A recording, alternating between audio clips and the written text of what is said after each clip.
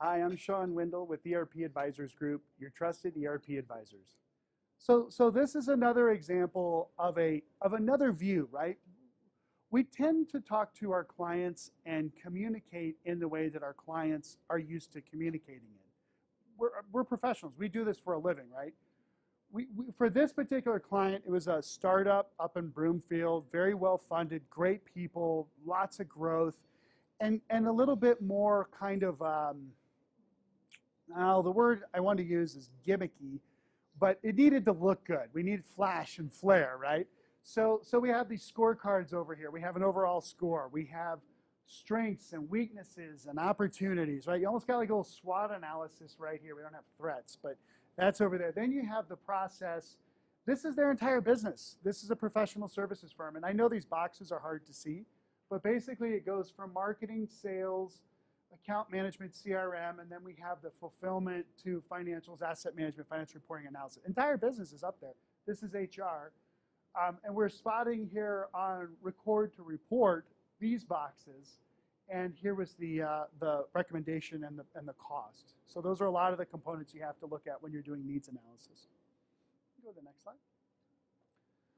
Let's see. Let me just keep an eye on time here too.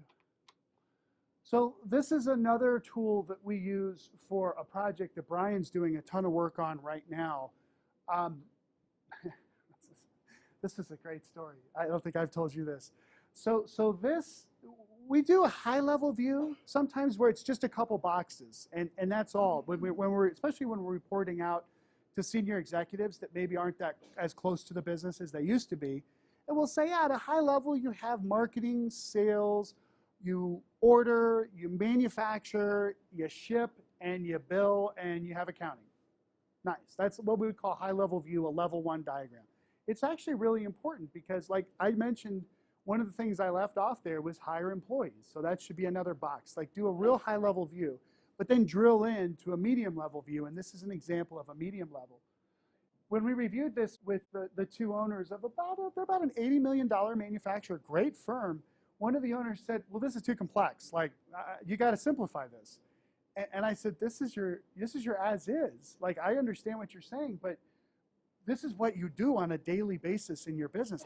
I can't take out like, sub-assembly, or we can't pull out finished goods inventory or pack order. Like you got to pack orders. So it was a really interesting conversation where he kind of stepped back. He was like, oh my God, that's what my business has become?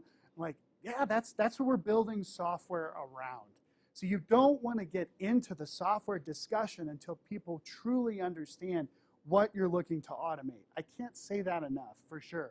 And so it was so good for these guys to see, oh wow, we're doing the whole business. And the new application Sightline that we're implementing, that Brian's and Curtis from our team are working on now, is doing all of this. Like the whole middle, not HR, and then a little bit even up here on sales. So it's a big deal. It's a big project. And it was good for them to realize, you can almost see the gulp moment, like, wow, that's a lot of risk, right? And we talked through that and why they needed to change. So again, these pictures, these overview pictures are super, super helpful for people to understand exactly what you're going to implement. Because you all, too, may fully understand that, but you'd be amazed how, you're talking to somebody at a different position and you see them, their head is bobbing like the bobbers on a dashboard, right? But they have no clue what's going on.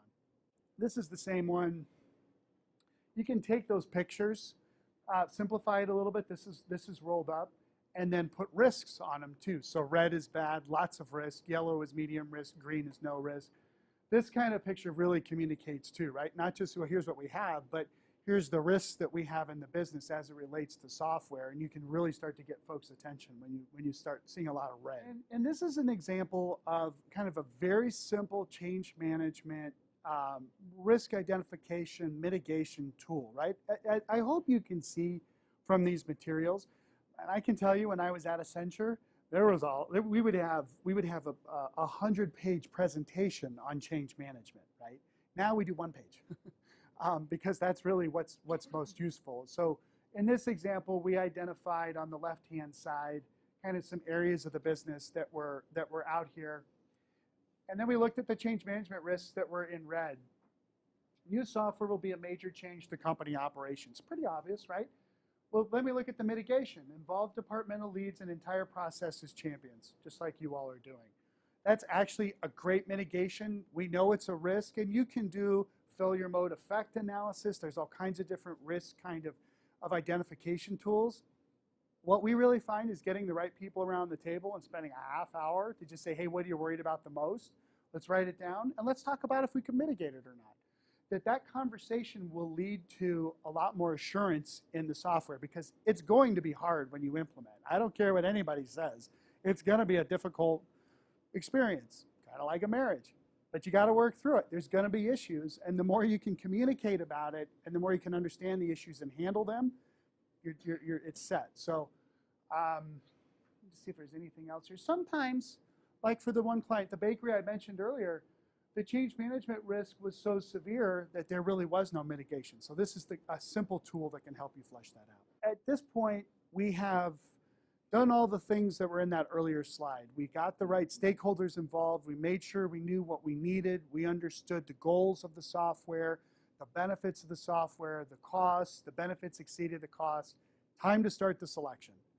So there's a couple slides in here that I wanted to include that are really important, because I continue to find, as I talk to companies really throughout at least North America now, that they don't think this way. And you really do need to think about this when you're looking at new software. So this particular client is a fast-growing food processing company here in Denver. And same thing, we need a new accounting system. And we said, okay, great. We know accounting systems super, super well, but let's ask you a few questions first. We know that you need new core accounting. Their AP system was not working for them. They had outgrown it. The GL was okay, it was QuickBooks, but they had recurring journal entries, and they were worried about internal controls, all the problems that QuickBooks has. We have a whole presentation on what to do when you outgrow QuickBooks, but that's another discussion. That's for the Colorado Society that we do that for. We also need financial reporting for sure, so the financial statements, the profit and loss, balance sheet, cash flow, we're doing it in Excel. That's bad, we want to do it out of the system. And then also we want to really understand what's happening in the business. And so we can export the data, we can look at it in Excel and slice and dice, and then somebody else does it and they come up with some different number. I don't know if that's familiar, but basically the company said, we need this. And we said, okay, totally makes sense, got it. And there's like really 3 applications right now in the market that do that really well. There's hundreds, if not thousands, of accounting systems. But we all come back to the top 3 always. It's interesting. But then we asked a few other questions, and we said, well, tell us about how you're doing demand planning. And they're like, why do you care about that? You were referred to us by Greg Anton at ACM. Why do you care about demand planning for? And these guys do boxed food. We'll just leave it with that. And so, I mean, their demand. The only reason why I say that is because their planning is the most difficult that I have ever seen in my entire career of working with the telcos and lots of different kinds of companies, because these guys are literally planning down to the pesto for a certain meal, right? And then the next day it's something different, and it's changing constantly. So they're like, well, we don't know, because we're the controller and the CFO and the accounting manager, so we don't know what our demand planning needs are. I'm like, okay, well, what about menu recipe planning and purchasing and inventory and e-commerce and order management, all these other areas that they kind of took a step back and said, well, there's actually some other guys in the other part of the business over on the operations side that are looking at software too, and I wonder if we shouldn't bring that together. And we said, absolutely, because the worst thing that could happen is that we get multiple islands of data and basically put a little bit more lipstick on the pig that they already have of having these silos information spots. And so we're able to kind of put this in front of them and say, look, if you're just looking at these 3 areas plus that one, then you should just look at financial applications. So in your instance, we're talking to a company in Chicago right now that's a loan processor. They just bought new loan processing software, and their old app used to do the GL financial reporting.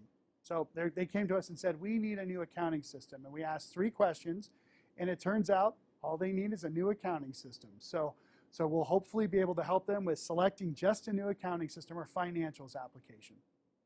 But again here, we went into, but if you need inventory management and these things, then we need to look for a financials app as well as a warehouse management solution.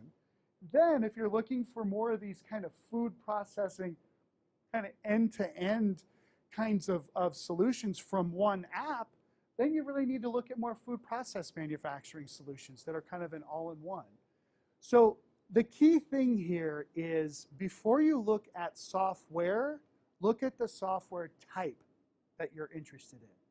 So again, this is a really easy way to kind of segment out the business and just make little X's. We need payroll, we need benefits administration, we need core HR, we need recurring revenue, we need subscription management, we need financial reporting. And when you look across that, you will eliminate probably 90% of all the vendors that are out there that are trying to sell to you. Even though they will tell you they can do anything you need, once you understand what you need, you'll realize they can't. So there are these different types of solutions. So Lynn, in your instance too, it might be something to look at is how deep does this software go across the business? Good? Okay. To kind of continue that model, we'll go one step further, because very often for most businesses, there's three types of software deployments, we can call them. I want to be careful of the words I choose here. There's a deployment that can do everything. So over here on the left-hand side, this is one of our clients that we were working with. In this instance, notice HR is in there, accounting. Not just accounting, but all of it. There's its type or option one that does everything, more of a single kind of a traditional ERP type stack. And then there's an option three.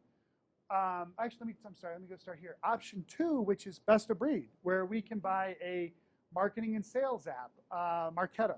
We can do a partner portal like Treehouse and technical support. You can actually go to the market and buy an app that does all of these, or one app that does one function, right?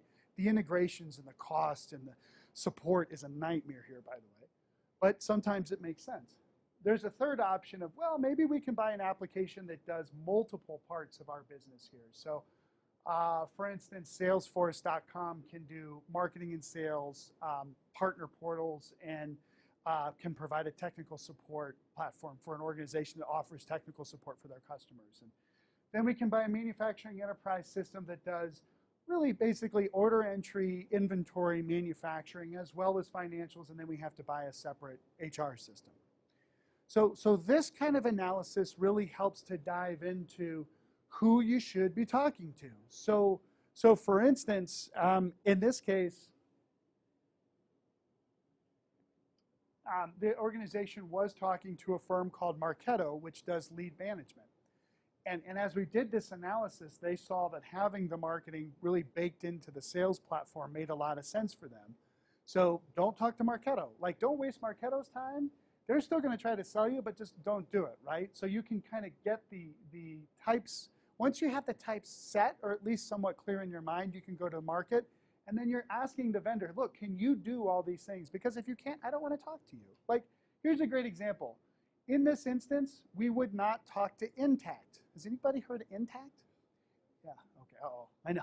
You hear good things, you hear bad things. We look at them for most of our deals, and we would not bring Intacct into this deal because they do not do planning, supply chain, engineering, production at all, versus NetSuite, which Intacct will say, oh yeah, we compete head-to-head with NetSuite, and we beat them all the time on cost.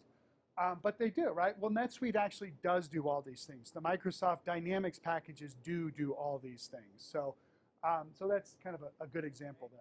By far, option three, the hybrid solutions.